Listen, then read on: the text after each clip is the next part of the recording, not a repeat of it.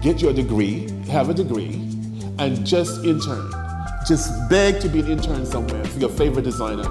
Beg to get internship experience. They're not going to give you a salary. Go intern if it takes 6 weeks or 6 months. I interned with Etienne-Robinson. In those days, we were called volunteers.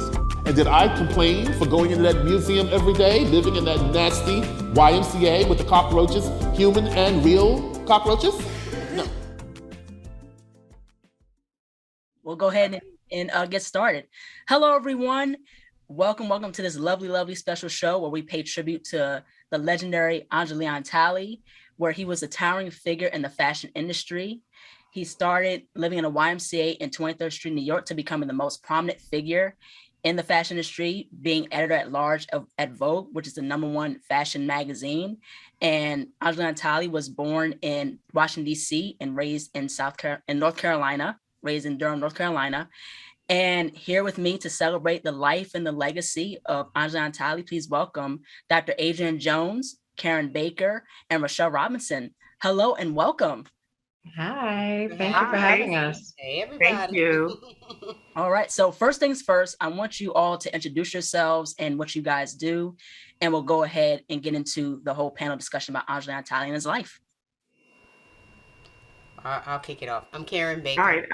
And I'm the founder of Fiber with a Cause, which is a textile and fiber company that focuses on really making sure we have representation of those in this industry, which has been missing for some time. So I'm in the process of using my doctoral program to trace and uncover the history of and contribution of African Americans to the textile and fiber industry before the Great Migration. Mm-hmm. Mm-hmm. Hi, I'm Adrienne Jones. I'm a professor at Pratt Institute in the Fashion Design Department. And along with my partner, Rachelle, who's coming up next, we have created what we call Black Dress Project. And it started out as an exhibit, but it is now a platform in which we visually discuss the industry and uplift those who are in the Black fashion industry. All right. And I'm Rachelle Etienne-Robinson, founder and co-CEO of Substantial Art and Music, as well as creative director of Black Dress Project, and a proud former student of Professor Jones. All right. That's really cool. Awesome. So before we kick off the panel discussion, I want to go ahead and read some of a famous book that talked about the politics within the realm of art and fashion. So I'll read it aloud. So it quotes in the acknowledgements, and it says, "I must also thank Michael Schwartz, who was responsible for involving me in the art school Fabrica in Italy and introducing me there to Jude Elferts, my partner and producer of the 48 Laws of Power. It was in the scheming world of Fabrica that Juice and I saw the timelessness of Machiavelli, and from our discussions in Venice, Italy, this book was born." So the book gives you some precedents about how it was in the art and fashion world, especially when Robert Greene went to Fabrica, and how it was an essence of manipulation in the fight of power within that realm of art and fashion. So I want to go ahead and kick off the whole tribute of Andre Leon Talley by asking this, like, what impact did Andre Leon Talley have with your life and career?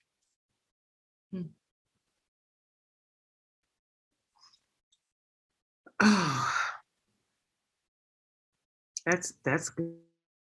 I was a student at FIT. So, and FIT is right in the heart of the fashion industry. So there was always a knowledge of Andre Leon Talley, who literally and figuratively came across as larger than life. Mm-hmm. So we would see him when he would come to events at FIT, but he was like one of those untouchables. So I did not actually meet him until after I had started working at Pratt.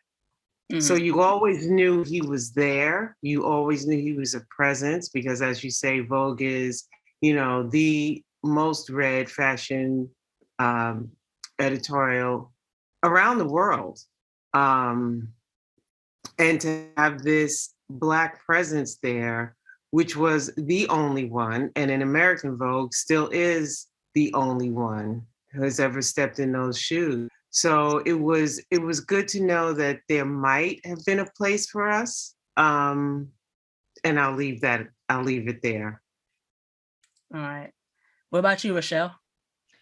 Yeah, I was gonna say I didn't really become aware of him until I got to Pratt as a student.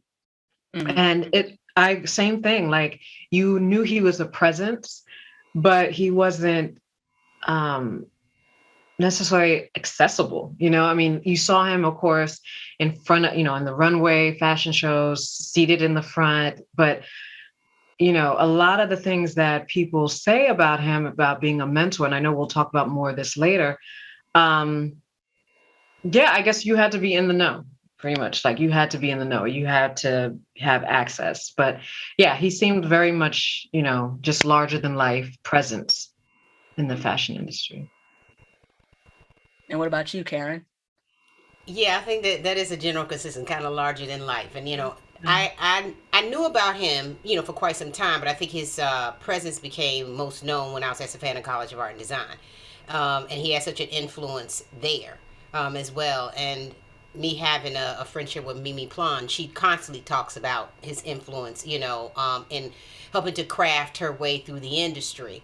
And ensuring that people knew who she was, really kind of opening some doors for her as well. So she talks very favorably and passionately, about him as well. But yeah, it was really at SCAD that I started to know more about his work, and then watching the documentary about him, just learned so much, about him just being the first, Mhm. and the things that he went through. Because I can't think he carried most of what he was going through with so much grace, Right. that you may have not known the things that he was going through in the industry, even though it's known. He spoke about it enough for you to understand, that being that first and what comes along with being the first. Mhm. Yeah, most definitely. I could definitely agree with what a lot of you said, because how he impacted me was that, like how you said, Karen, how he carried himself, how he exuded class and style and character and grace within being in the fashion industry, despite his shortcomings or despite how people have treated him. And I wanted to meet him at one point when I was at SCAD, like my second year. And unfortunately, he wasn't able to make it. Because he was going to interview a photographer. It was like an event to interview a photographer, but it was another professor that took in the place of Andre to interview the photographer. So unfortunately, Andre at the time couldn't make it. And I've always wanted to meet him. And just to hear about his story and to hear about, what he went through, but how much he was, resilient while being in the industry of fashion, that's what inspired me the most. And the thing that I liked about what he said in the beginning of the Chiffon Trenches, and I listened to the audiobook recently, he said, do your homework. And that's part of being a master at your craft, is knowing the field. And he knew ins and outs of the field of fashion. And that's what really, really what I loved about him was he dressed nice, but he backed it up with the knowledge, because knowledge is power. Mhm. So that's the thing. So with the second question, I want to go ahead and talk about his beginnings. So he went to RISD to study art history, and he also went to Brown University to study French literature. And I want to get into, in terms of his beginnings, he also was living in a YMCA, offering his services to the fashion elite. So how important is it to volunteer to get your foot in the door? I don't. It's about the fashion industry is a little different. It's really not about volunteering to get your foot in the door. It really is about who you know and who will open those doors for you, especially as a person of color. It might work in the other way for other people, but for people of color, you really, the more people that you know that can open those doors for you, the better it is. And I think with, especially at the time that he was at Brown University, Andre was an oddity. He was an oddity when he was in New York. We're talking about a 6'7", tall, thin at the time Black man. So, you know, he looked good around everybody else. And if you see the pictures of him when he was younger, he wasn't around a lot of Black people. That was not where he was. And I understood that because many times in my career, I have been the only Black woman in the room or the only Black person in the room. So I definitely understand that position, um, and how hard it is to just try and be yourself when you're in that position, because they always judge you as you're not just the only one in the room, but you're the one who represents the entire population. And that's a very heavy weight to carry. Mm, And he carried that for years. mm. Yeah, most Yeah. definitely. Anything you want to add on that, Rachelle? Yeah, I mean, I'm just thinking back to my own experience. Like, it wasn't so much volunteering, it's interning, and really reaching out. Pratt was great, as most colleges, they have a listing of organizations and companies who are looking for people, but you still have to do the work. Like, you have Right. to follow up, you have to prepare. And so, times are different. I mean, by the time, Andre Leon was, volunteering was a very different time. And then even when I was in school, how you approach companies, you just didn't come off the street. You had to either know somebody or and even if you submitted your resume, you wanted to ensure that it was going into the right hands. Right. So, yeah, but it's very important. Yeah, yeah. It's about who you know. Most definitely. I could definitely agree with that. Now, I want to jump into with mentorship because I believe mentorship is important. And the thing that Andre touched on a lot was him and Diana Vreeland's relationship. And, she was a mentor to him, understanding the psychology of fashion, understanding the dress of fashion. And the thing that Diana Vreeland taught Andre is it's as much of a luxury inside the clothes as much as it is outside the clothes. And I want to get into mentorship because he was also mentored by Andy Warhol in terms of art, to a certain degree by Anna Wintour. And I want to get into, in terms of mentorship, how important is that? It's very important. I mean, Adrienne is my mentor. Like, I could count on one hand how many Black teachers that I've had up until meeting Adrienne.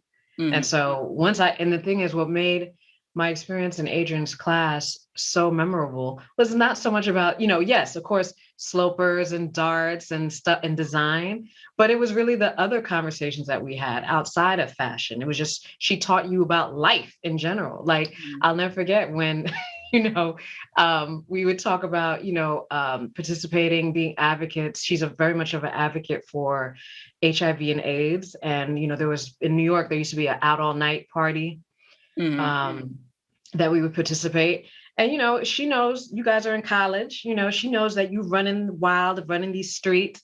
So here's a condom. This is how we put on. I mean, it was sex ed, it was fashion design, it was life one-on-one. So we had all that experience. So I say having a mentor is so, so important for helping you guide through. And as long as you're receptive to it.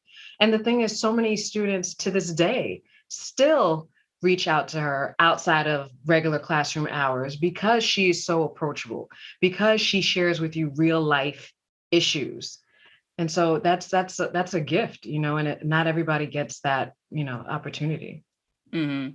And not everybody teaches with the understanding of being a mentor. Yep. They just don't. Some people just teach. And Yeah. it really is an opportunity to have someone, particularly in higher education, to be able to mentor you. I think it's imperative to be able to do that. It's something that I know for myself I continue to do. And some people I mentor, they are my age. They're not necessarily younger, because you're at different stages of life. Right. And sometimes you need someone who's just gone through that piece, regardless of the age that you're in. But in this industry, even textile and fiber, I'm always walking in a room and I'm the only. It still is that way. And initially it was surprising, like maybe one industry I'll go in and I'm not the only one walking in the room. But no, it has not. It's not changed. I still sit there and people are still, kind of like, oh wow, that you're interested. that you come with some level of knowledge, that you're, wanting to be in the industry. And so even for me, finding people who were mentors in textile and fiber, right now they are people of color. But I had to seek them out. I really had to seek them out because they were not visible to Right. me. Yeah. Yeah, absolutely. Anything you want to add, Dr. Adrienne? Yeah, mentorship for me was everything. And my mentor came in the form of Clara Branch, who was the biggest influence for me in starting Black Dress. But I want to say during the mid 70s and 80s, until the time that she retired, there was not a Black or brown student that didn't go to her or come through her. I mean, she started doing the Soul Club as a way of getting books and supplies to students of color who needed it. Then she went on from there to do the Soul Fashion Show, which highlighted Black designers, which nobody was doing at the time, and nobody has really done since. So she had a big influence in her life. Most definitely. And I could definitely agree. Like mentorship is very, very important. I try my best to learn from everyone. Like I learned from Karen. I remember I interviewed her for my talk show, and I've learned a lot from Karen, especially understanding more about the business of having your own business, especially in art and in fashion. So I definitely agree with all of you that mentorship is very, very important, and you're always learning. And I was told that every day is a school day. So that's something that you have to think in any age, most definitely. Right. Yeah. Now, I want to get into the 48 laws of power aspect in the art and fashion world. And Andre Leon Talley talked about in his book, The Chiffon Trenches, about what he went through. It was pretty much a juicy tell-all type of book as well. Not just talking about his life, but talking about what he went through during the time in fashion. So I have two questions. This is a two-part question. So the first part is talent enough to make it through the art and fashion industry? And how does one maneuver around opportunists, people that are manipulative, or people that have egos? Wow. Well, I would say, as a person of color, it's never just enough. Um, and I'm sure all of our parents told us the same thing. You've got to be 10 times more and 10 times better just for an entry level position. Mm-hmm. So no talent enough. And one of the things that I really applaud Andre for is that he knew who he was. Right. He knew where he came from. And he knew that he knew the fashion industry better than any of the people that he worked for. Mm-hmm.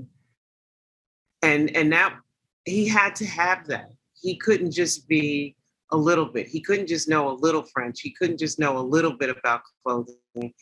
He really had to know the whole game. And I believe that that's true for any person of color. You just can't come in. Yeah, it's talent, everything. We have to stand on our talent, but we have to have a whole lot of other things in between that in order to rise to the top. Mm-hmm. And again, you got to plug that mentor, and you got to plug in somebody who believes in you. And even if it's taking the hinges off the doors to get the door open, that they're willing to do that for you. Mm-hmm. Absolutely. Anything to add, Rachelle and Karen?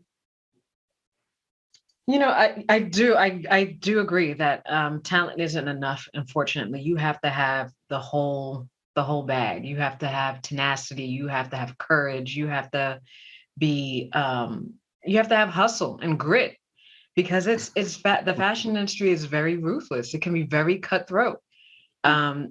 People taking your designs to not giving you credit to, it comes with the territory. I mean, I think for a lot of us, when we saw The Devil Wears Prada, like this, like, oh yeah, that's it was very accurate in certain respects. So And how many Black people did you see in the Devil Works product? Exactly. Right. I mean, was there one? Just throwing it out there. I didn't see any. I don't think there I've was seen one. it. Was it one? They probably were in the background. Exactly. I don't remember having a talking part. No. No. And that's very telling. That's very telling. And so, And there is no fashion. There is no fashion industry without the Black and brown people Correct. that part. in it. We're the ones who are doing the designing. They just had the money to put the brand out there.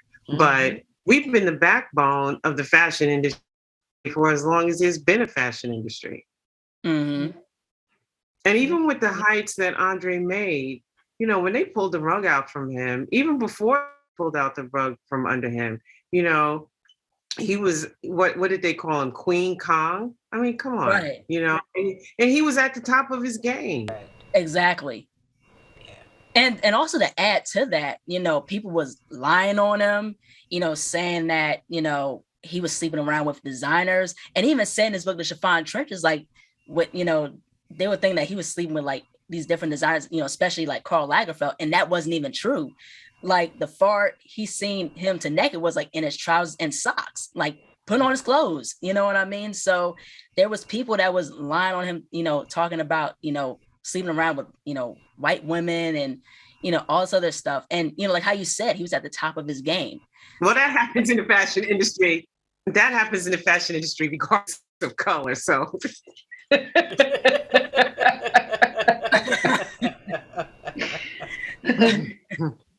But when you talk about the talent, I mean, art, fashion, anything that's really creatively that we got to bring to the table, right? There ends up being this snatching away. If you talk to, there's even a division that comes down to us being in art and design school. So those who come with the talent, born talent, and make the decision not to go, the path, the rockiness, the scrutinizing, are you good enough, because they don't have someone's university linked to their name, ends up being, makes it a very hard steps to make, not saying alone being in art and design school and what that situation is like.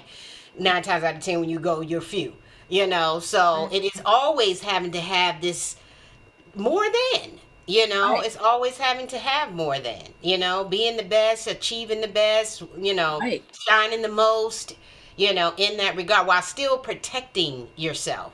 And, I'm like, Adrienne, is like at the same time, that mentor has to be that person fighting for you, keeping you up, Right. keeping you motivated. When you turn around and you have all these things coming at you like little dagger knives, throwing at you, so this is my second time being in art and design school. It's no joke.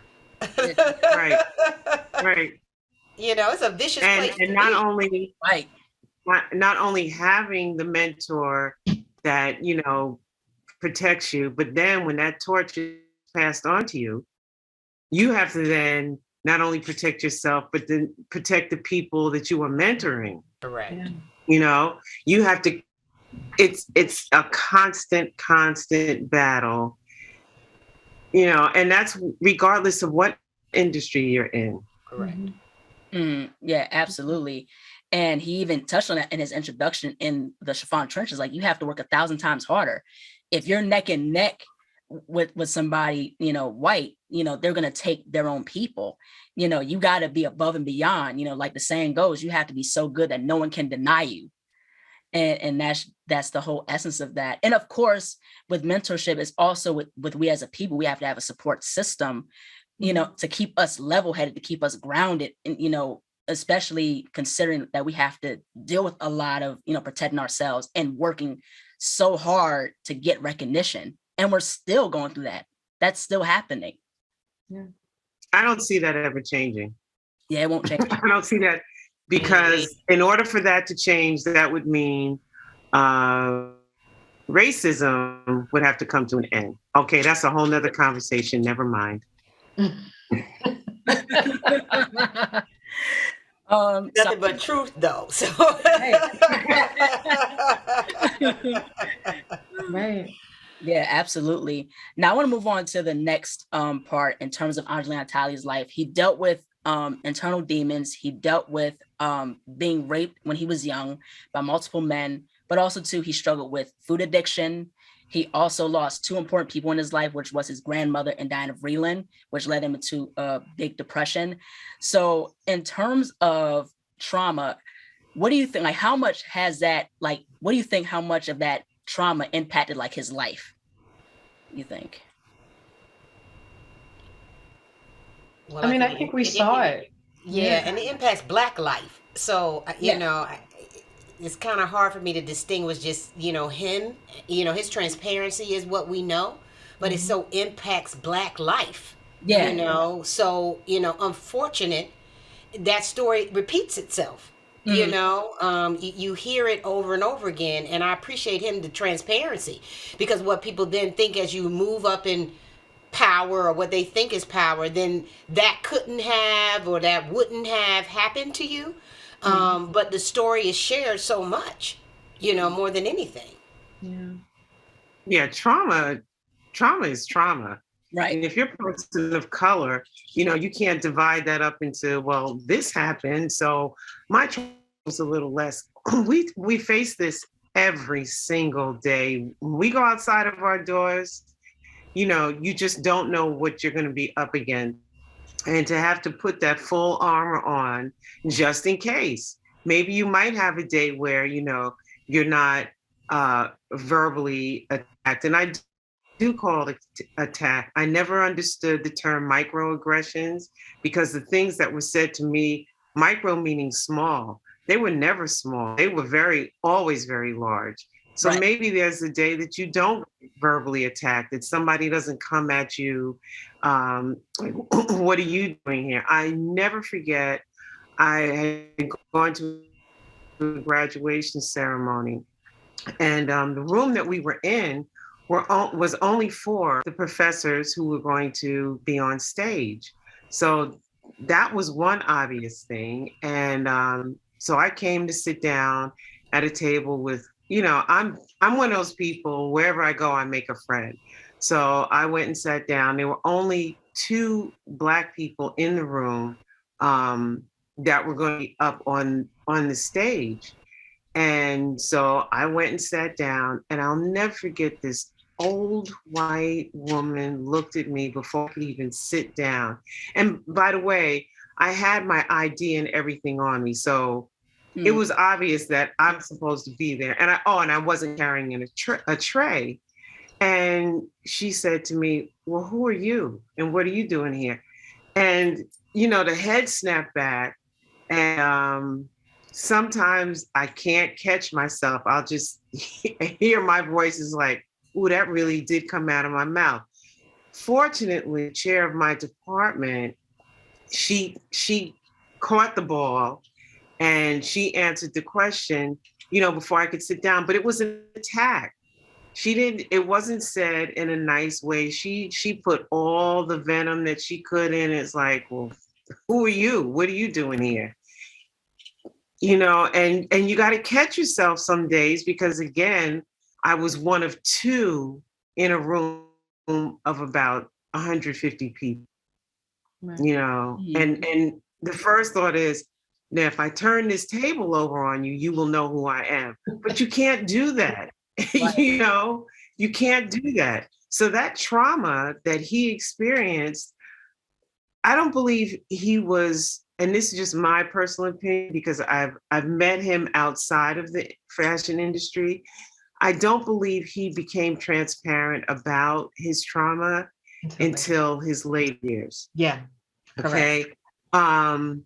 He put a lot of what he was going through into food.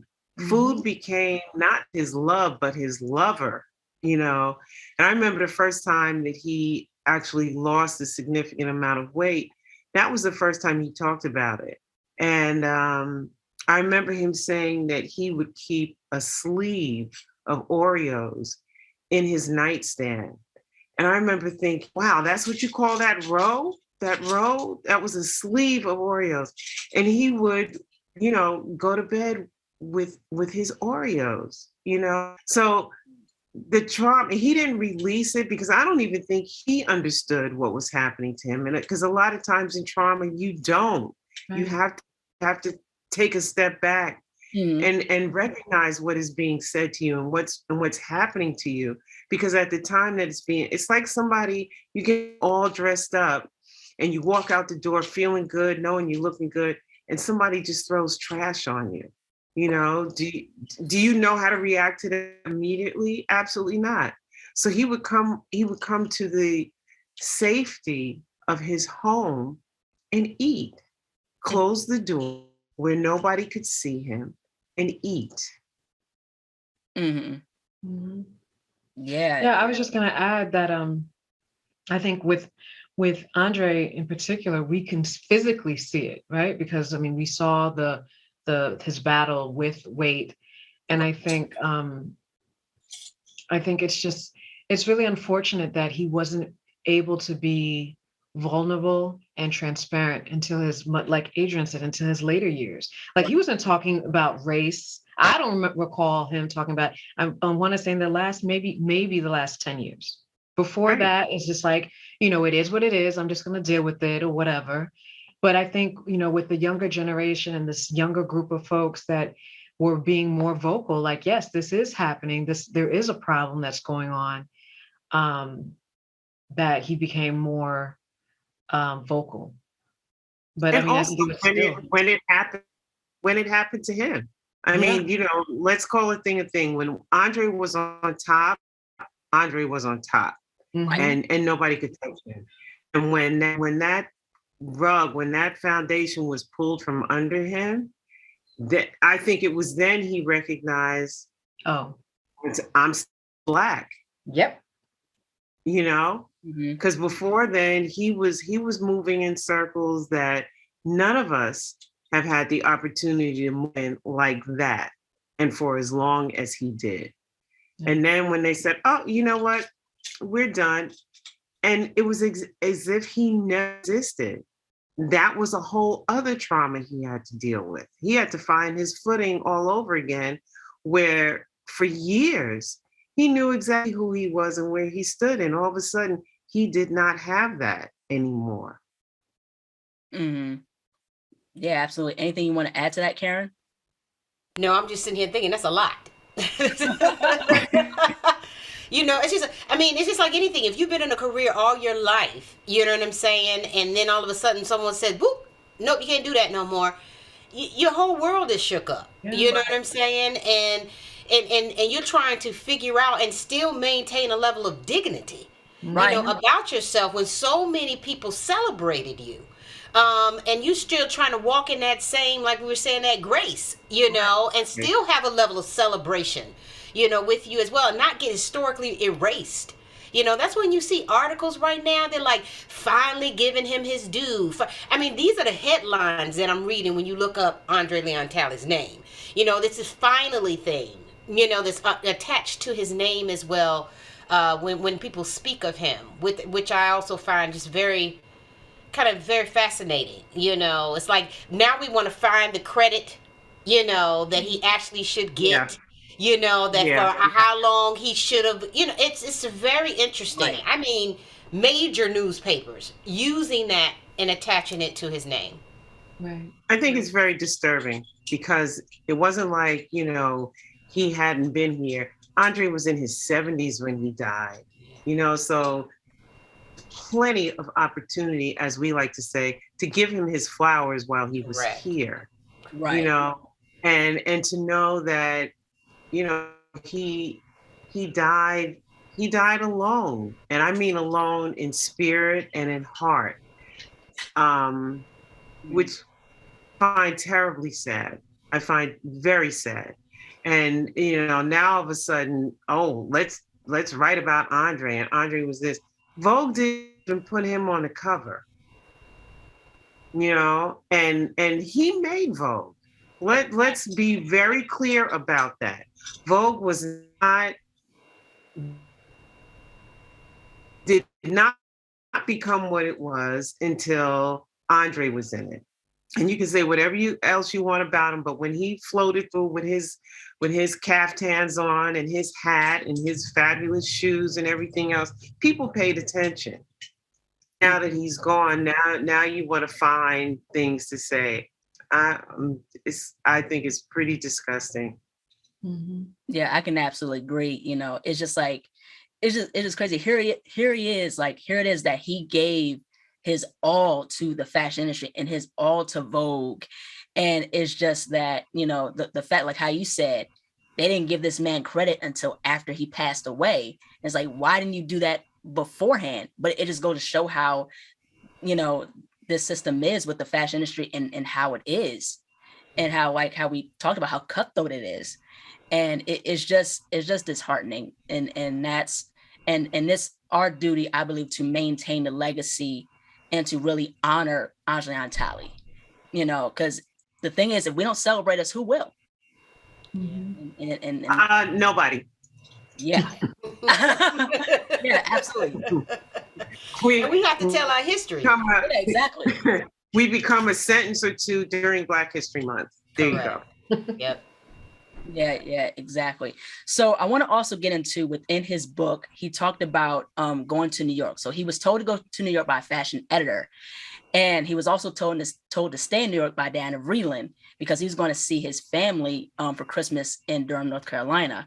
So I want to go ahead and ask this question, considering that Diana Vreeland told him to stay in New York because that was where he was supposed to, like, he's where he belongs in that environment, that fashion mecca.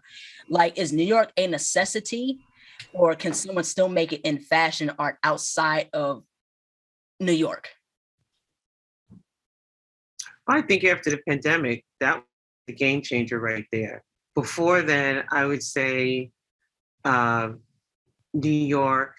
If you're talking about in the United States, New York and LA. Mhm. Worldwide, you got to throw in Paris, London, and Italy. But after the pandemic, which was a worldwide pandemic, and we all had to sit down, you could be from anywhere. Nobody knew.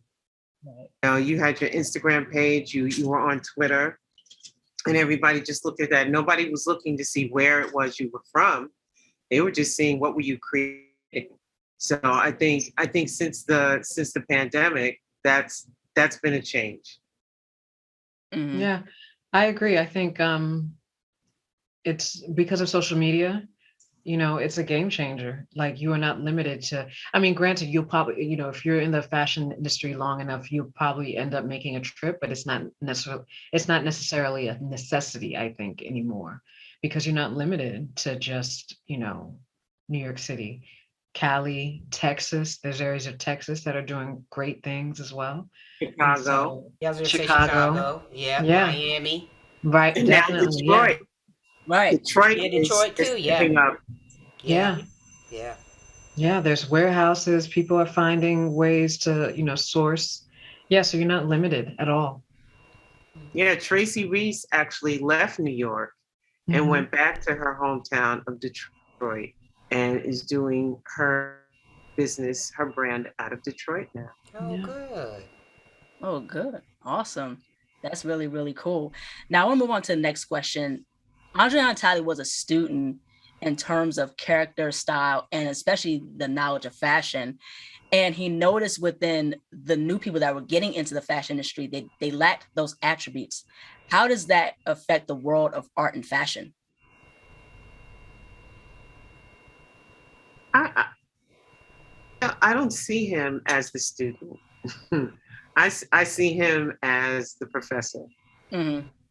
You know, um, he knew his stuff. He knew his stuff, and not just, oh, this dress looks good on you. He could tell you why the dress looked good on you. What kind of seam, you know, had been done to finish the garment. Um, so he knew his stuff, and I still say better than the people that he worked for. Mhm. I think if he had had the training, Andre could have easily been a designer during his time. Mhm. Yeah. Anything you want to add to that, Rachelle? Yeah, I was gonna say, I mean, I think it's important. I think having, having a background, because there are a lot of, especially I think out of the pandemic, you have a lot of like weekend warriors who now decided that, hey, I'm gonna do this thing. But you still have to have a foundation. You still have to have certain skills, like knowing different seams, like Adrienne mentioned. I mean, there's a reason why you can't use this particular fabric. It doesn't bend, it doesn't flex that way. It has a life of its own too, letting it rest. Certain fibers, as they manipulate, they do things. Mhm. And if you don't have that background, you're gonna find out the hard way. And so I think I agree that I think Andre Leon, I'm really surprised that, granted, I know that Vogue is the top tier, but he could have definitely went out and done his own thing. I think he could have. I think he could have. I think if the time was different, Yeah, that too. Yeah. if the time was different, he could have done his own thing. Because we're still there. Like, how many black owned fashion publications are there? And mind you, I said black owned. I didn't say black. I said black owned. Right. Hmm. Are there Yeah. any? Essence is still, I Is believe. Essence is still black owned? Okay. Mhm. Because you slipping this Well, real fast. are we sure? Are we sure? I know because Stuff will Time change. Essence was owned by Time Magazine. Mm. Yeah, but I think the people behind Shea Moisture, that Oh, family. right, Oh, that's right, right. I, He did. That's right. right. That's yeah, right. That's I right. don't know if it's still the case. Hopefully, it's still the case. But that wasn't too long ago. So Mhm. hopefully, yeah, like Right. you said, we gon' Right. Keep hope alive. As you Keep said. hope alive. Right. Right. I mean, just like now in textile and fiber, I can't find a black owned fiber mill right Mhm. now. Oh, So I could find one from 1800s, and it was one, but I can't find a mill that is Right. Right. producing yarn that is right black now. owned right now. Yeah. Yeah. Hmm. Well, Most definitely. Now I want to get into fashion brands. So Gucci was purchased, and that's what helped elevate the brand. And I want to ask this question: when you think of brands like Yves Saint Laurent or Chanel, or like a Gucci, do you think these brands will remain couture brands, or would they suffer the same fate as a Halston? Because the Halston was a high-end brand, and it was reduced to like a J.C. Penney, Macy's brand. no, it wasn't reduced. I wouldn't say the word reduced. There were um, there were a lot of things that happened um, personally that brought it down to that. But before there were brands, there were design houses. Right. Mhm. Um, Brands, and I referenced the movie The Last Emperor, the movie about Valentino, and how that switched from a design house to a brand. And I truly believe there was a lot of creativity lost when companies when houses design houses became brands, because branding was was all about money, was all about the percentage that we're going to make in doing this. So when you take something that's always been very creative and then you make it about money, you you in essence lose some of the creativity. Yeah. And Mm. quality So numbers. right, because it's not about, well, are the women wearing this year and how are we liking this? It's all about, well, what's the dollar amount? Did our sales go up from one season to the next? And like I said, you lose a lot of creativity with that. And if you just look at, what people are wearing now, it's all about branding. Yeah. I gotta have this bag, I gotta have these shoes. Um, because branding also allows for the average, so to say, person who cannot afford the couture clothing, or sometimes they're ready to wear. They can't afford it, but they can go out and, and they'll get a bag. Or they get whatever accessories, the perfume, whatever accessories come with that brand, just so they can have a piece of that. But I know Terry Egan's wrote a fantastic book, The End of Fashion. And it talks about that. And it talks about, and I cannot, Terry, forgive me, I cannot remember the name of her second book, but it also talks about branding and how we took celebrities and we made celebrities designers, whether they knew about design or not, but everybody wanted to look and live the life of this celebrity. That's where In Style magazine came into play. So you could see how the celebrities were living, and suddenly we became celebrity obsessed. Mm-hmm. Yeah, that was a great point. Yeah. Anything you want to add to that, Rachelle? Yeah, I think you know, we were all remember, like, especially in the 90s when the brands were literally plastered over. What folks don't realize is, similar to Halston, when you have these licensing deals, right? Mhm. Like, yes, on the forefront, like exactly what Adrienne said, when it becomes about the money, it's like, hey, you can, make it at a different price point, make it more accessible to other people, which is great. But then there is going to be some quality that is, that suffers from it. And again, also creative control, because your investors are all about the bottom line. And so that, I think, with some of the larger brands like Oscar de la Renta, I mean, when you have the backing of an organization that believes in the vision, and who supports you, and we're seeing it even with some of the newer designers too, that, yeah, you need to, when you have the support system, not only the financial backing, but the actual support, like, yes, we trust that you know what you're doing, we'll do what we're responsible for on this end. But not everybody gets that. But I was we still want to make that dollar. right. We still want to make that right. Because I mean, I don't know if you remember when Donna Karen, when she lost her brand, her company, I was just like, but her name, and that's what's so unfortunate, Right. when it's your name and it's no longer yours. Like, it's heartbreaking. Mm-hmm. Absolutely. Anything you want to add to that, Karen? I mean, branding is a beast in itself. Mhm. So, at the end of the day, that's why it's taken over, because it is an occupation. It is almost, in any industry, it takes it over, and I remember the time of celebrities becoming the influencer over Mhm. fashion, and just shifting. And it goes back to what Rachelle said earlier about understanding the craft, that you're in, and being educated in that craft. They didn't have to. The industry didn't demand that they be that. So it would Right. make sense that you would see, a tier of an industry start to deteriorate, because it shifted the model of it very quickly, So it's still that way a lot of times, even when you look at things in streetwear, in street clothing and things like that, designers that are coming up behind that too. They're seeking out the presence of some celebrity involved in their work.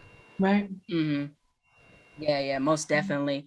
Now I want to get into with Andre Leon Talley and being in touch and being in tune with his identity. He loved his Blackness. He loved supporting new Black designers, especially the new generation of musicians. And there was a point in time where he wanted to interview Missy Elliott, but it was turned down by Anna Wintour. So in terms of art and fashion, how can we gain control of the trends, especially within the realm of fashion? Well, we've always been in control of the trends. We create the trends. Um, you know, you mentioned streetwear. That come from? That came from our streets. Yeah, Mm-hmm. yeah. And they piggybacked onto it. But when we talk about style, I mean, what haven't we influenced? And what haven't, other cultures came in and take over and then try to claim it as theirs? So nothing new. What is different is the capital that is needed in order to keep these companies going. Right. And we don't always have that, you know. We can barely go in the bank and get a loan for a home or a car. So now you're talking about the fashion industry is always, it's as shaky as jello, you know. So you're talking about going into the bank and asking them for money for your fashion business. Not going to happen. It didn't happen then, and it's not happening now. So how does that change? I think we're still looking for the answer to that question. Yeah. Absolutely. Anything you want to add to that, Rachelle and Karen? Well, I'll say, it's interesting because even when you talk about trends, in the research that I'm having to do, you talk about the 1800s and people were trending with fashion then. They were making their own clothes, dyeing their own clothes, weaving their own clothes, and then getting in trouble if they Right. look better than their master. Mhm. It was they were trending then. You know what I'm saying? Right. And not financially benefiting from it at all. Right. Any of it. So it Right. continues to be that. What Adrienne said, it goes so far back. And being that way, of us setting it up, but there's no way that they could have asked for a dollar, a dime, a nickel for what they were actually doing and contributing to the bottom line of any tailor shop, any seamstress at that time. They were free labor. So it's always been. Well, I think we'll always set it. Mhm. You know what I'm saying? Absolutely. We'll always Yeah. set it. And we Yeah. talk about, now the catchphrase is sustainability. Mm-hmm. But, Karen, piggybacking off of what you just said, maybe Master would let you have the scraps from whatever you made for them and you can make a little something. But like you said, it better not look better than what they were wearing. But also, the potato sacks, Correct. the took fabric from anything Yeah. and made clothing out of it. So we've only known sustainability because So true. nobody was giving us anything. And like you said, we never had the money to go out and buy most of what we needed. Mhm. Yeah. Yeah. Yeah. The only thing I would add is that, I mean, beauty comes out of the struggle. So much beauty comes out of struggle. Like, when we talked about the potato sacks, we talk about trimmings and leftover scraps and just making it beautiful and making it your own. And that's what style is making it your own. And it's Yes. just, you know, time and time again, I think how we sustain it, especially now with social media, is just voicing it. I mean, you see it with the TikTok dancers, right? Like people, take their style and run with it and make it their own, and people forget where it came from. Right. Making sure that you're vocal about, hey, no, this is where it came from. This is where it started. You guys need to make sure you remember. So, because a lot of times what was happening is people would see it, and whoever had the most numbers, those are the ones that are being called to interviews and radio stations and whatever. And so now folks are like, this is where it came from. This is the source. And just making sure that people, always remember, never forget. Yeah, It has absolutely. to be somebody coming behind pushing, to Yeah. make sure that the history is being told. I remember maybe about in the fall, someone posted a picture of a woman with a spinning wheel, and she's in my work, and they posted her, they put all this stuff, and I was like, you didn't post her name. Right. Her name is. Right. Now you put that Right. picture up and all that information and dialogue, but you didn't put her name down. Right. So I was like, they were like, "Oh, thank you for doing." You took enough time to pull that picture, but you couldn't find her name. That I What you have a say, problem Karen? with. Now, Yeah, right. now tag that. Tag that. Yes, exactly. So stuff like that, just coming behind again and making sure people bring, our history to the table, because otherwise you just leave it out and act like she was someone that you didn't have a name to. She had a Right. very clear name Right. and she was You married have at that, to. hyphenated. So let's get the whole story correct. Right. Right, right, absolutely. Now, there was an article last month from MaggieSimple.com talking about Rose's refusal to include a Vogue Africa. And there was a huge debate about it with Condé Nast in the fashion industry. And Naomi Campbell was in support of establishing a Vogue Africa to really recognize the contributions with Africa and within fashion. So how do we highlight Africa's contributions to fashion? Easy. go to a museum, period. Good. There's not one museum that you can go to that talks about history, that has history in its title, that there's not artifacts from Africa, there's not fabrics from Africa.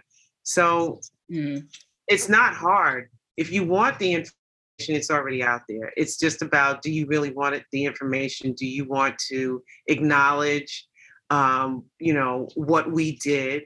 But we already see a fight against that. Let's not teach the history. Let's not teach what really happened in the schools. They're fighting that because God forbid it's ever known that we are a talented, gifted, brilliant people. Oh, did I say that out loud? I don't know if you want to edit that out, but no, I think the only concern that I would have about doing a Vogue Africa is that Africa is a continent. It's not like, unlike British Vogue or Vogue Japan or something like that. Like, where would you begin? Like, it's 52 countries. Right. And everybody has their own style. Everybody has access to different things. I mean, the book would be, remember those old encyclopedias? Like, in order to really do it justice, I think it can happen. I think it doesn't necessarily have to be Vogue, though. It could be another company, because then you would have to send reporters to all 52 countries to see what's happening. Right. It wouldn't be Fashion Week. It would be Fashion Month. Right. Really. And you have to travel around. And everybody has their distinctive style, their different distinctive fabrics, printing, cuts, all of that. So I don't know. And then you have traditional, and then you have modern. Like, it's so much. It's so vast. But I think it's warranted. I think it's definitely could be needed as maybe even as a web-based, not blog, but a web-based magazine. Absolutely. Now I want to get into Andre's last years. And it was the most trying times of his career. He was dealing with relationships, struggling with the relationships with people in the industry. And also too, it was a time where he was getting kicked out of his home. And I definitely wanted to touch into the whole thing of, how do we honor Andre Leon Talley? What are some ways we can honor Andre Leon Talley and maintain his legacy? This is a start. This is one, you know what I'm saying, to gather together here 4 Black women who, want to uplift that and be honest and talking about who he was and what he meant and the struggles that he had and all of that as well, too. I think this is one way. I think teaching is another, continue to teach what he was about. Because I think, again, he just kind of resembled this figure, right? But is he a case study? Is he a part of a lecture course that someone, I don't know. I just think that those things would be a way to continue his legacy in some way. I know from the things that I have access to, those are ways to actually be able to push that further. And then also not just tell the story that has like the finally off the end of his name, really start to allow people to know more about his contribution, that he left into the fashion industry, to the industry as a whole. Even artists, right, I think, can look at Andre Leon Talley, even if they're not in fashion. Right. Because we know that you can walk this road alone when you want to be a disruptor, in any particular industry, that this is some of the pathways that you can encounter, as you start to want to enter an industry that's not wanting you there, not seeing you there, didn't plan for you to be there, and all of the other words that come along with it. Right. I think it's also important to embrace and learn about the whole life, right? Because I think his life is also a lesson, I think, for anyone who's in the industry, but also in life in general. When you are a person, especially when you get to a certain age, like making sure that you have things written down, right? That you want to make sure that certain things are secure. I don't know all the details regarding his whole housing situation, but the fact that there's not documentation, of where did he have or did he not have, the property? Was it, was there a contract? What was going on in that respect? And then in businesses as in general, making sure that you have contracts, making sure that you make your business is in order so that you don't have certain issues that unfortunately he had to experience. I mean, I think a lot of things were probably done by handshake. And as we learn now, that was not the best mode of action. And so, Yeah, he says in it's that just documentary unfortunate. that it was a handshake, that it was verbal, and it Right. was being honored until it wasn't being honored. And it's right. Right. And it's just unfortunate. And so I think that is the one of the many takeaways from his life as well. Yeah. Mm-hmm. There's so many ways that you can look at this.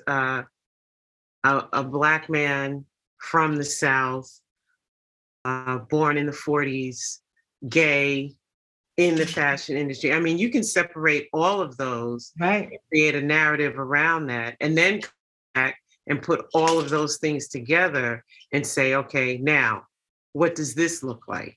Mm-hmm. And all of the different struggles, because like he came home alone, you know, regardless of how many fabulous shows that he sat front row at, Right. how many wonderful hotels he stayed in, the food that he ate. When he came back home to White Plains, New York, he came home alone. Mm-hmm. And so, I think about the life of stardom that he lived, and then that light just turned off, and then having to find ways at a much later time in his life to recreate himself, Mm-hmm.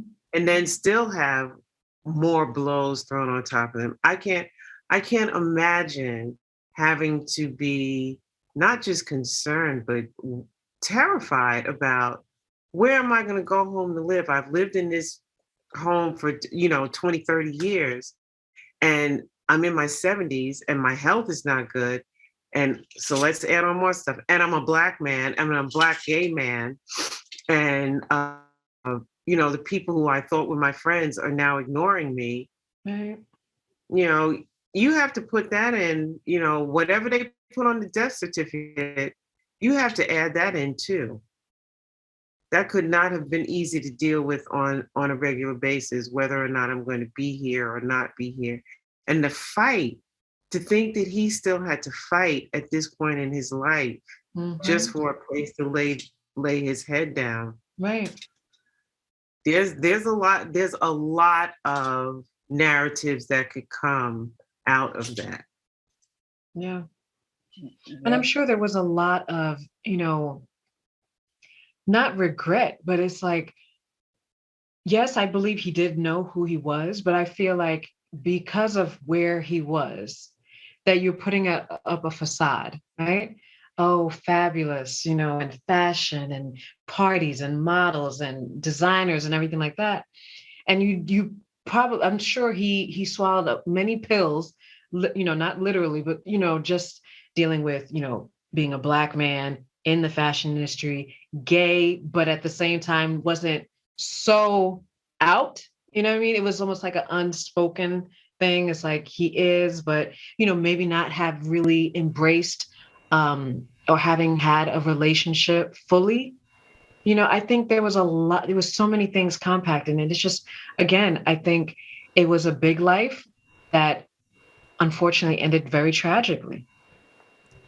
Mm-hmm. And I got to meet Andre at, I would say, one of our favorite eateries. And so I got to see the duality of Andre at a fashion event where, yes, he was larger than life, and Andre at the diner where he would sit alone and wait for his food. And it was interesting because, I went up and said hi, and it was almost as if he thought I didn't know who he was. And he was just regular Black guy waiting for his food. So all pomp and circumstance that I was accustomed to seeing, I saw none of that, and we just talked about regular things. And I was like, okay, if he thinks I don't know who he is, then I won't know who he is. If this is where he's comfortable at, sometimes you got to meet people where they are. So I just wanted to be regular guy. Okay, I can do that with you. And he never connected me as being the other person when he would see me at fashion events. So I know there was another side to him.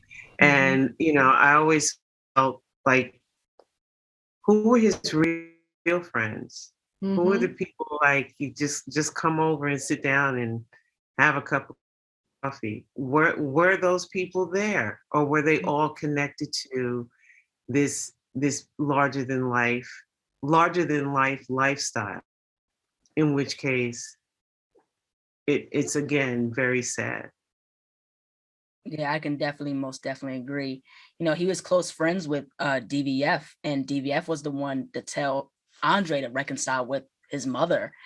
And another friend that he had that he was very close with was Paula Wallace. And I want to get into SCAD but also art and fashion schools in general.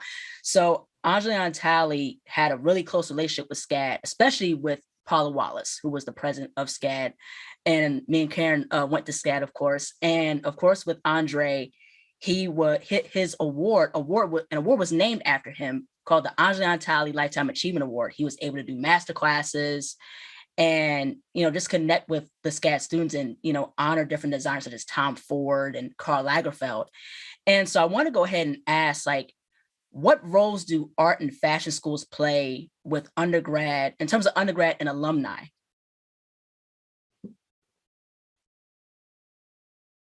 Okay, Sean, I'll let you take that one. Having gone to Pratt and graduated from Pratt, I think, name recognition, of course, the top art schools, when you think about it, you hear about Pratt, you hear RISD, there's SCAD, there's Chicago, of course, name recognition. One thing, and I talked about this actually yesterday, one thing that I think art schools in particular are failing students is by not fully preparing them as far as the business of art, the business of design. Majority of artists, a good majority of artists are freelancers. Why is it I'm learning about contracts or how to deal with the contract is when I'm dealing with the contract? To me personally, I think that should be taught at the school level. Preparing, what should I charge for this piece? How do I calculate how many hours it takes me to produce something and how much now to charge this person? I mean, that is not taught. And it's I think, as far as I'm concerned, it's across the board. I mean, even at the elementary school level, the fact that we don't teach, that it's not required to teach personal and financial math when you're out in this world writing checks or using your debit card, this is something that we should know. And so I think, name recognition also is a great help. I think access to different organizations and opportunities is another great thing. That's a great benefit, but there's definitely areas that, the school system, these institutes and universities and colleges definitely need to do a better job at preparing these students fully. Yeah, I agree with Rachelle. The business side is essential. The MFA program that I just came out of, I said to the person who designed it, I was like, you really should add a business class. Yeah. He's like, well, I'm gonna leave that to the cohorts to decide. I said, I don't think you should leave it to them to decide. Right. I was like, because I'm coming into this with a business background, but there were other people in the program who did not, and so they were trying to decide: do I launch a company? Do I not? I don't know what to do in order to do that. Trying to figure out how to price myself. They were going through everything that Rachelle is talking about at an MFA level. Yeah. And to not have that, it's hard. I mean, I just met them on Friday. I'm like, what do you all do when you graduate? We don't know. And I'm Right. like, have you applied to teach? Y'all better get on it. Was my thing Yeah. to them. But the one that came out when I came out, we were talking the other night. She said, I credit the one class I took was in the School of Business. I took an entrepreneurship class. She said, and it has set me on the pace that I need to for the business that I'm creating coming out of this MFA program. Yeah. She was the only one, So it absolutely agree because artists come out. I've sat with artists say, "Oh, I don't want to know the business side. I just want to create art." Okay, well, Right. Right. I that's going just to be a want to create struggle. art. Right. That's right. That's You're going to right. struggle. I was very Yeah. fortunate that my mom, she started me on a path, um, very much the socialite, and I would make her gown and whatever else she wanted. And my mother paid me, not like I'm gonna pay you because you're my child. You know, she paid me as if she didn't know me and she had just walked into my boutique, which by the way was her living room. Um, and then when she realized that I got it, that I understood it, because you're young, you're in school, and I was making my clothes in high school. So, and it was always something that somebody else wasn't wearing. So I would have adults come to me like, "Oh, well, can you make me a couple of whatever, whatever? And I'll pay you a few dollars." And I was like, no, this is what it's gonna cost. Because in my head, I'm like, If my my mama mother paid, paid. everybody paid, That's right. everybody paid. And then when she realized, okay, she got the lesson, she's not afraid to stand up for herself financially, then it went back to being a mom-daughter relationship, which was great. So I do that with my students. I talk to them about, how much time you're putting into it. And occasionally I do buy from my students, Mhm. Yeah. and they will try. And I was like, listen, I'm not your friend. I may be a professor, but I'm not your friend. What does this cost? Right. And I'll write the check, and then that gives them that foundation. Yep. And then say, but yeah, professor, I didn't really charge you everything. But if somebody sees me wearing that look, I'll up it, say, listen, if you want this done, I had on a pair of jeans that one of my students had bleached for me. And this woman, she taught those jeans all day. And she said, "Oh, well, do you think?" Because they think student, and they think, "Oh, well, I'll give them $50." No, that's not how it works. Because they're putting in the same time, and apparently, if you liked it, it was worth it. It was Right. definitely worth it. And so I said to her, I doubled the price in what she had charged me. She said, "Oh, well, I don't like them that much." Okay, then you won't get them. That's right. Right. And that's a way of just helping them to think about what they're doing. And I said, you can't give your stuff away. Right. Right. If you're sitting on the train and somebody eyes it and says, wow, that's really nice, you've done your job. You've done your job. Very true. Yeah. Yeah, and I could definitely agree with that, and I'm still understanding, in terms of pricing, running a business. And like how all of you said, like we're not taught that in art and fashion school. We're not taught that enough to have our own, to build our own business or to build an empire at that. Yeah. So you have to learn the ropes on your own. And it's just unfortunate. I think also too, I think it's also having that, like how we said, mentorship in terms of understanding the business, understanding charging, understanding your value and your worth. Because I think it's not only the time, but it's also like the materials you use. It's also the quality of the products you use. Not only am I into art, but I'm also into doing nails. So when I do a set of press-on nails, I have to think about the time, the materials, all that stuff, because I'm spending hours on end, like 10, 20 hours or so on end, working on a set of press-ons. Or if I'm doing like custom pair of sneakers, I'm going to charge what I'm worth. So I think that's something that's very important, is to understand your worth and your value. Yeah. And see, that was something that, despite all the accolades that Andre got, Andre was horrible with money. Like throughout his entire, career, Yeah. it was always somebody else helping him attain whatever he wanted, because he didn't have the finances. His credit score was bad. He just did not know or learn about money. And that unfortunately followed him straight through to the end, because anybody with just a small bit of business acumen knows that you don't trust your living situation to a handshake. You know, should have, if that was the case, if they were buying the house for him, his name should have been on that deed. Right. You know, in the very least. And then, okay, if the rest is a handshake and we're gonna figure this out, we're gonna work this out, you know, otherwise. But his name was nowhere on as far as ownership. Mm-hmm. Yeah. Yeah, I can definitely agree with that. Now, the last thing I want to talk about is, Andre Leon Talley was an absolute trailblazer. He was the cream of the crop of fashion and fashion knowledge. And I want to go ahead and ask, to end this off, how should the Black community, including in the diaspora, remember Andre Leon Talley? There's not going to be one sentence or even a paragraph. I think everything that we've discussed here this evening is a foundation for where it goes, because there was only one. As of right now, he is the only one. Mm-hmm. You know, somebody had made in another interview I did earlier this month, somebody made the comment that Andre opened the door. And I said, no, Andre was the door. There was no door for Andre. Mm-hmm. So that's how I'm going to leave that, because that's who he was. That's who he was. It was not a door, and I can't say that door has been left open. I think that's where the legacy part is going to come in, is that we find a way to open that door so that at some point, you know, we get Anna Wintour out and there is a Black fashion editor of Vogue.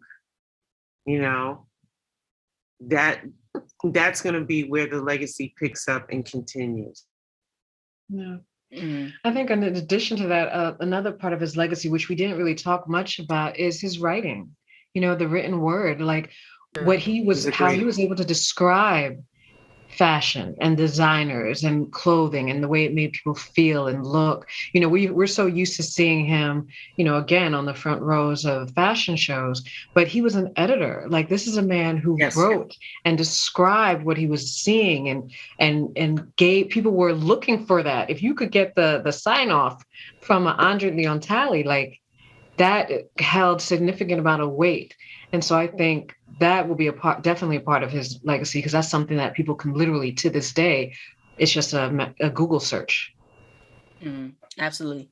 And that's a great point. I think everything that we have here and the legacy of it, and because I know even the writing is so big. I'm sitting on a board now. We're creating a fellowship for someone to write on textile and fiber, because that piece it's missed, like the business piece. You know, it's missed like so I mean, there's multi layers to him that I think need to just be spoken about, you know, and continue to be put out there and pushed out there, so that you don't have these stories as if his life is ended and there's nothing that he left. Right. Mm-hmm. Yeah, absolutely. And we can't depend on them and they. Right. To tell we shouldn't depend on them and they to tell the story. Right. Mm-hmm. Yeah, absolutely. And another thing too, you know, he was just a whole wealth of knowledge. And, you know, that's something that, like I said earlier, like, that's something I totally respect about him. And he really inspired new generations in terms of honing your craft and understanding the knowledge and mastering the knowledge of fashion and with anything that you do. You know, I think there will be no one else like him. He really left his stamp on the world, especially the fashion world. That is something that I respect and I get so inspired by. And, you know, me being 25, you know, into art and fashion, that's something that really, really inspires me and says, like, hey, I can do it too. You know, I can excel. Like, this is Black excellence at its finest. And it's absolutely amazing. It's absolutely amazing. This has been great. I appreciate it. Does anyone have any any last remarks about Adrienne Talley, or No, this has been great. I'm glad we did this. This is a wonderful. Yeah. Yes. That's it. That's the last word. It Yeah. has to be done. Last word, Karen. Thank you. Yeah, this was absolutely fun. Thank you guys so much. Thank you all so much for allowing. Thank you, women. Yes. Yes. Yes. Thank you, women, and thank you all for helping me celebrate the life and legacy of Adrienne Talley. This has been absolutely amazing, and I want to go ahead and ask, where can people find you all on social media, if you guys have any, a website, anybody that can, how can people support your business? For me, it's Fiber with the Cause, and the website is Fiber with the Cause. All on social media, Fiber with the Cause. Yeah.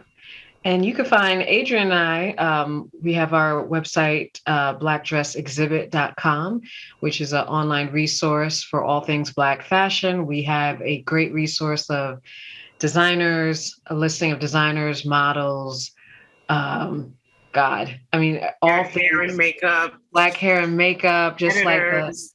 exactly, the trailblazers, the writers, the creatives. Yeah, so definitely Black Dress. And also on Instagram and Facebook and Twitter at Black Dress The Exhibit.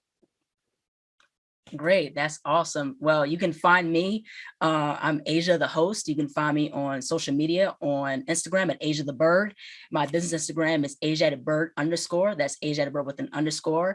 And you can find me there, and also my YouTube channel, Asia the Bird. So, well, thank you, women, so much. Thank you all so much for this amazing opportunity. Thank you for spreading knowledge and helping me honor this larger than life, Black man that was in the fashion industry, that left a legacy, that put a stamp in the fashion industry. Thank you so much. Thank you. Thank you. You're welcome. Thank you. Thank you. Take care. All right. Bye-bye. Bye-bye.